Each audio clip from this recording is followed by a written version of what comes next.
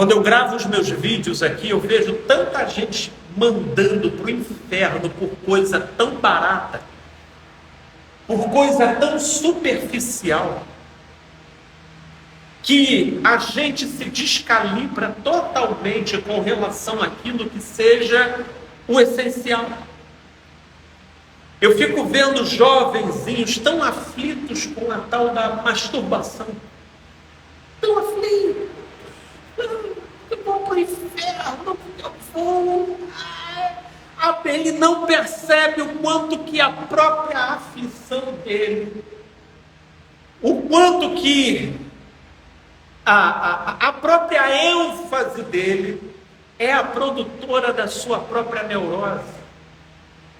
A gente canoniza a sexualidade, a gente canoniza o medo, a gente vai estabelecendo ênfases, a gente canoniza a nossa raiva, a gente canoniza a nossa ansiedade.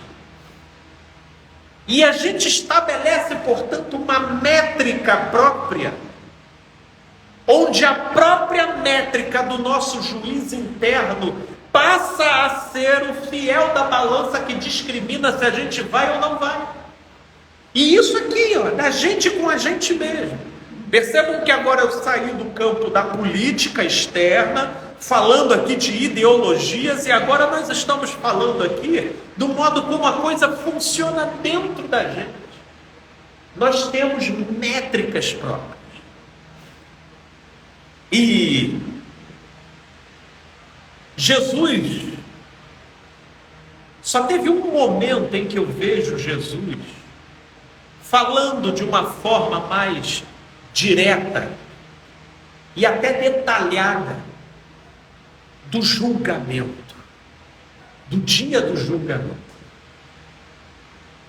E todas as outras que eu vejo Jesus falando indiretamente disso, ainda assim eu não percebo a ênfase relativo aos temas que angustia boa parte das pessoas com os quais eu converso.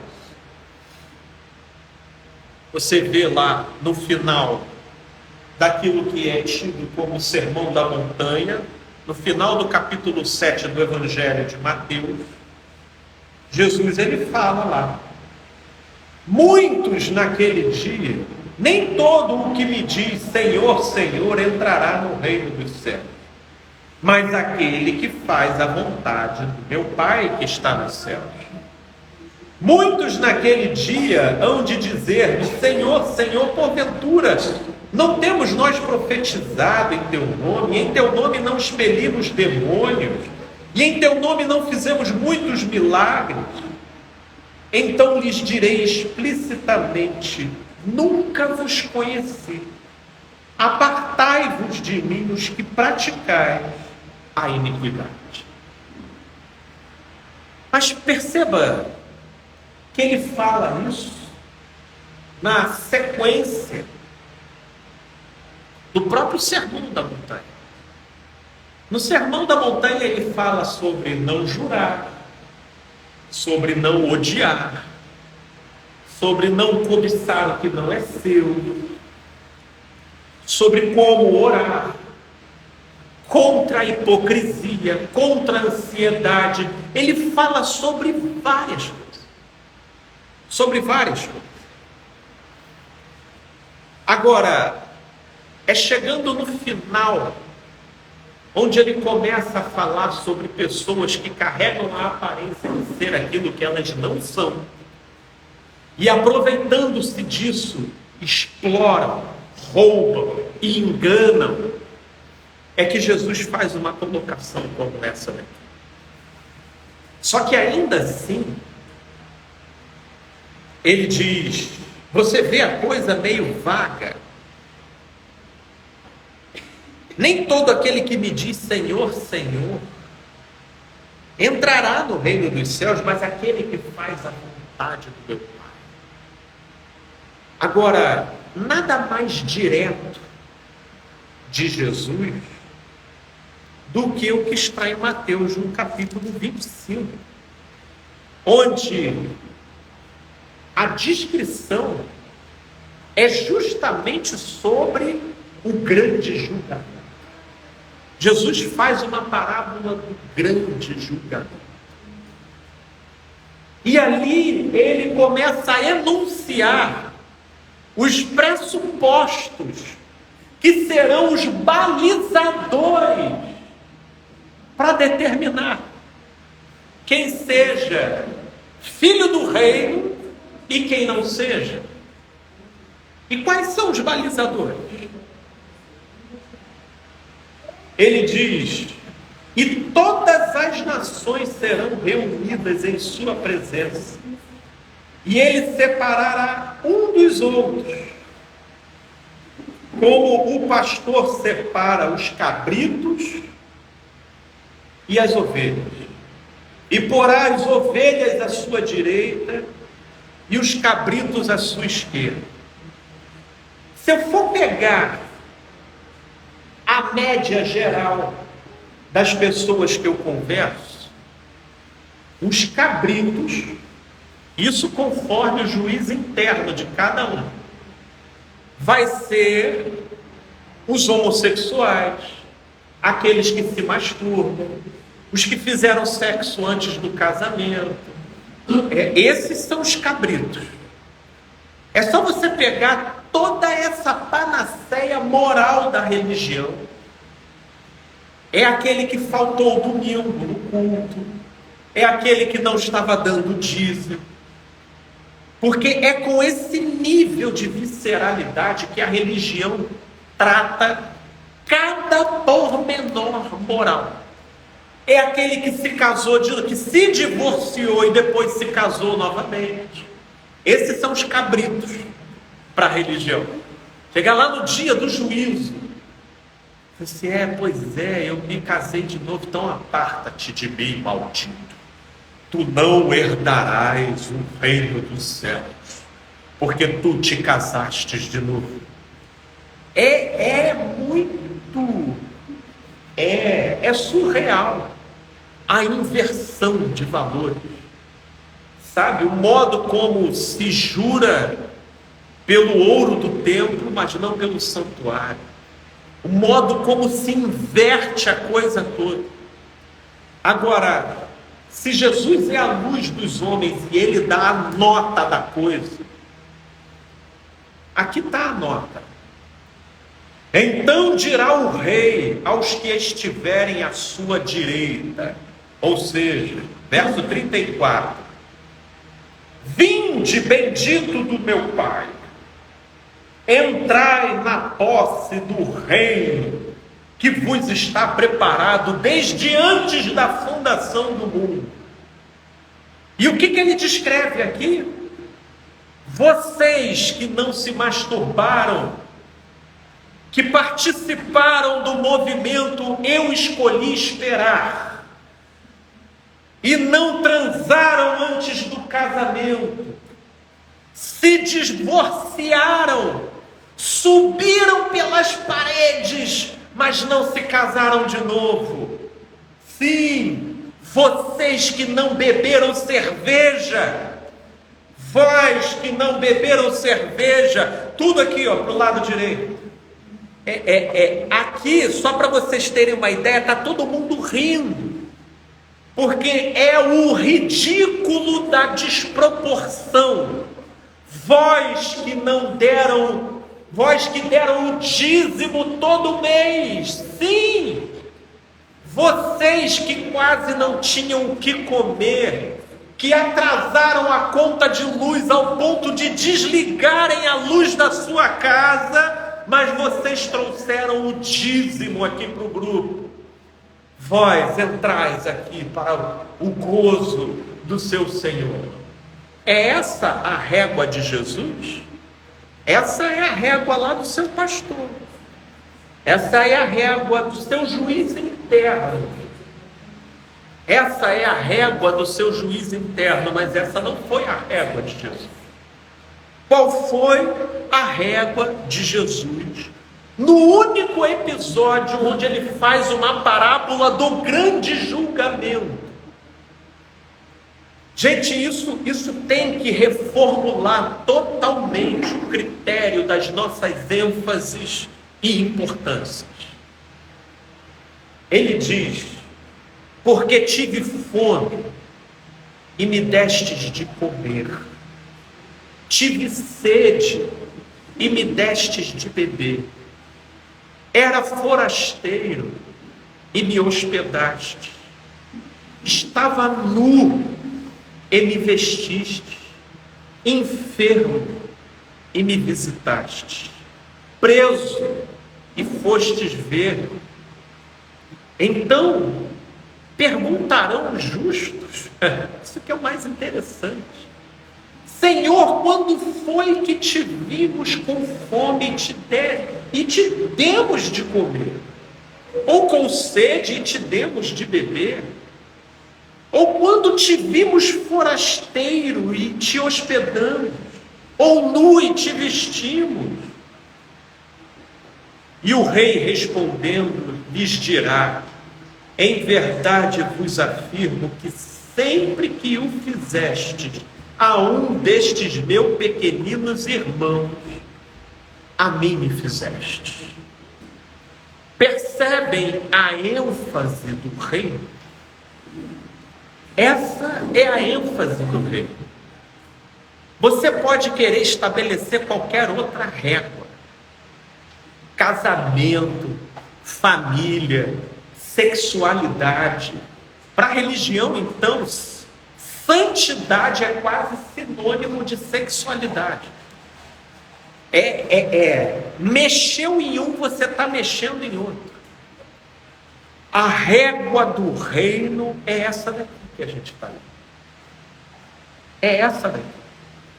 Essa que é a determinante. É a que aponta para a direção.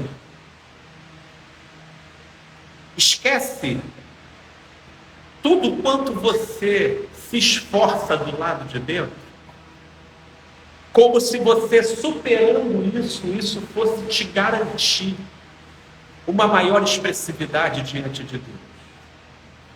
Porque a ênfase, ela está aqui.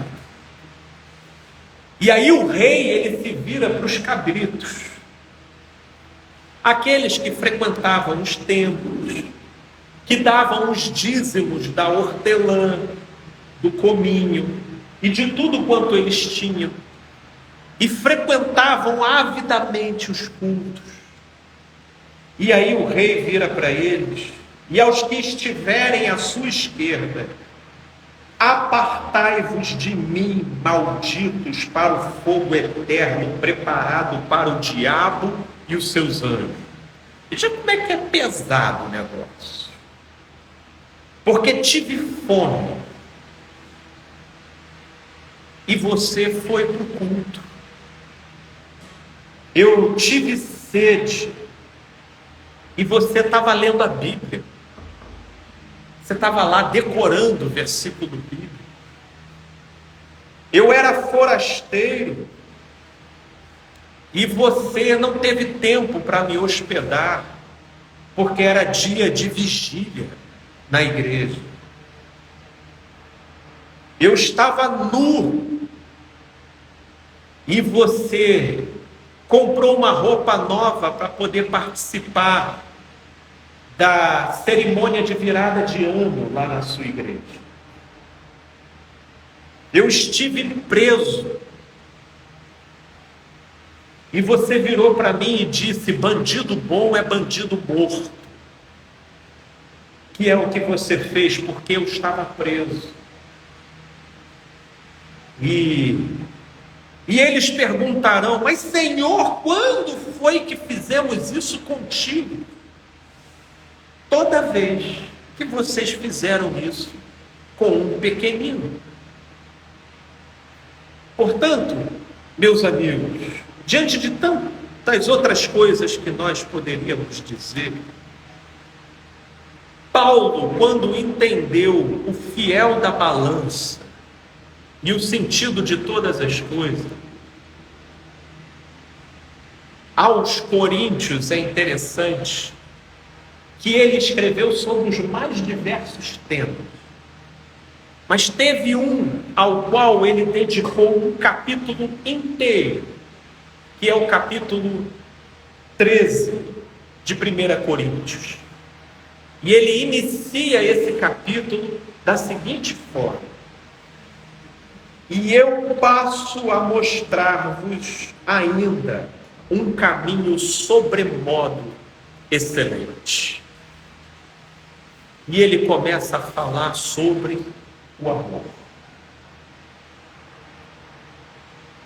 E no verso 8, ele diz o seguinte: o amor jamais acaba.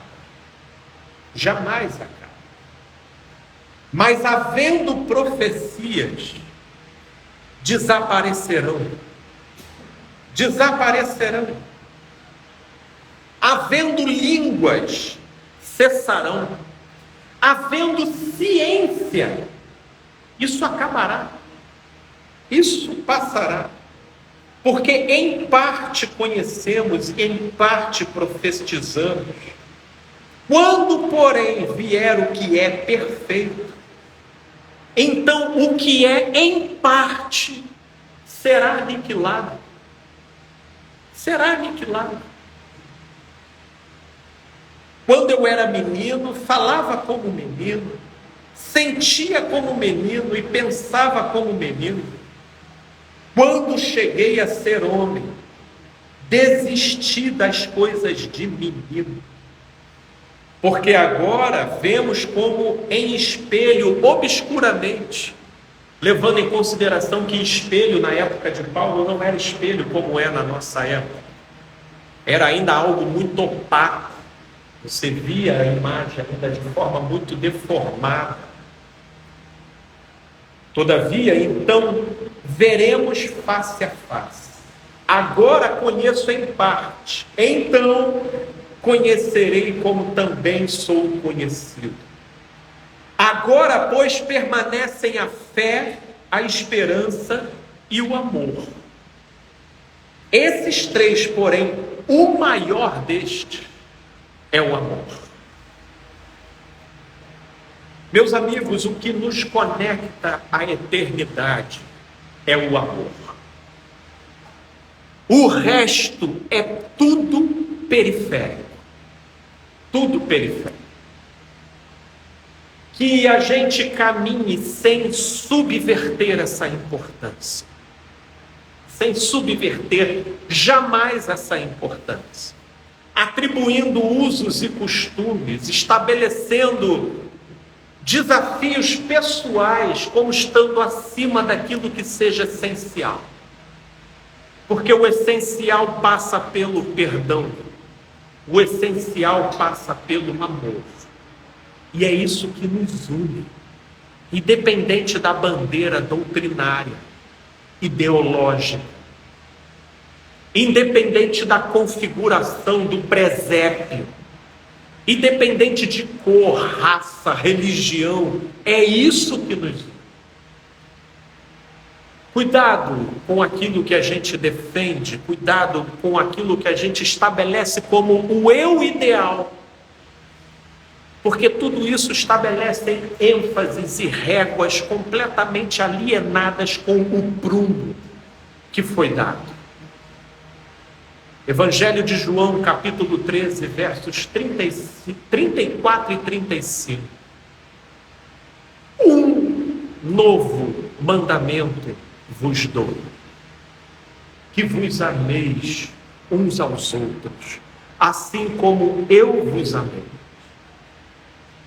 Nisso conhecerão todos que sois meus discípulos, se tiverdes amor uns pelos outros.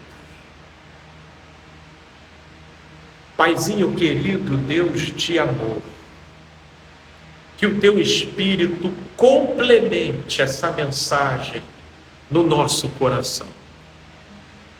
Livra-nos de nos tornarmos vítimas das nossas próprias ênfases, mesmo na defesa daquilo que seja moralmente aceito e louvável.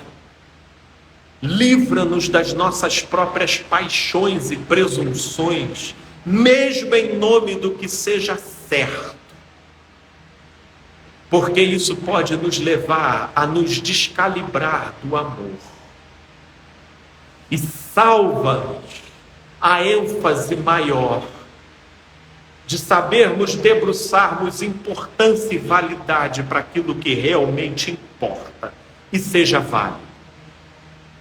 E naquilo em que nos direcionamos a isso, a gente também vai se humanizando, se equilibrando, se pacificando em todas as nossas mazelas e limitações.